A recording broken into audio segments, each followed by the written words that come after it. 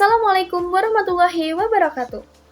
Halo teman-teman, perkenalkan nama saya Cindira Deva dengan NIM belakang 096. Saya berasal dari kelas PM 2025G. Jadi, di sini saya akan membuktikan salah satu teorema dan menjelaskan salah satu definisi pada buku geometri yang ditulis oleh Ibu Dr. Susanah MPD. Teorema yang akan saya buktikan adalah teorema 4.3 dan definisi yang akan saya jelaskan adalah definisi 4.1. Sebuah segitiga umumnya dibagi menjadi 3 kemungkinan. Yang pertama yakni tidak mempunyai sisi-sisi kongruen, yang kedua mempunyai 2 sisi kongruen, dan yang ketiga mempunyai 3 sisi kongruen. Baik, berikut adalah bunyi dari definisi 4.1, yakni tak sama kaki, dan sama sisi. Segitiga disebut tak sama kaki jika dan hanya jika tidak ada sisi-sisi yang kongruen.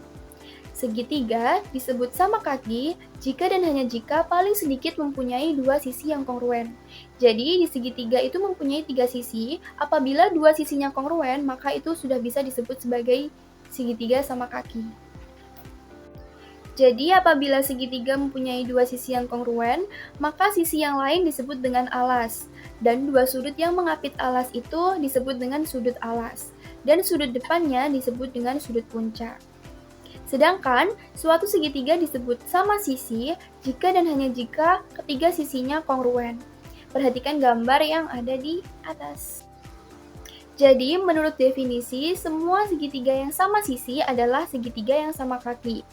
Dalam segitiga sama kaki, sudut alas, dan sudut puncak didefinisikan sesuai dengan kongruensi sisi-sisi. Perhatikan gambar berikut. Di situ ada segitiga ABC dengan sisi AB kongruen dengan sisi AC. Sedangkan sisi BC adalah alasnya. Sudut B dan sudut C adalah sudut alas dan sudut A adalah sudut puncaknya. Ada pula contoh yang lain yakni segitiga DEF.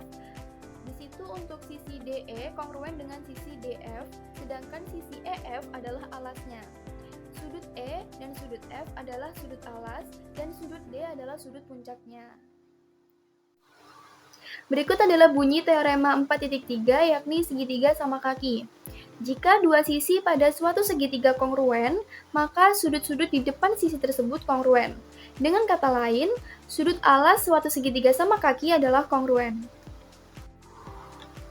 Baik, kita buktikan dengan cara menggunakan segitiga ABC. Diketahui ada segitiga ABC dengan sisi AB kongruen dengan sisi AC. Buktikan bahwa sudut B kongruen dengan sudut C. Jadi, pandang kesesuaian antara segitiga dengan dirinya sendiri. Misal, segitiga ABC bersesuaian dengan segitiga ACB.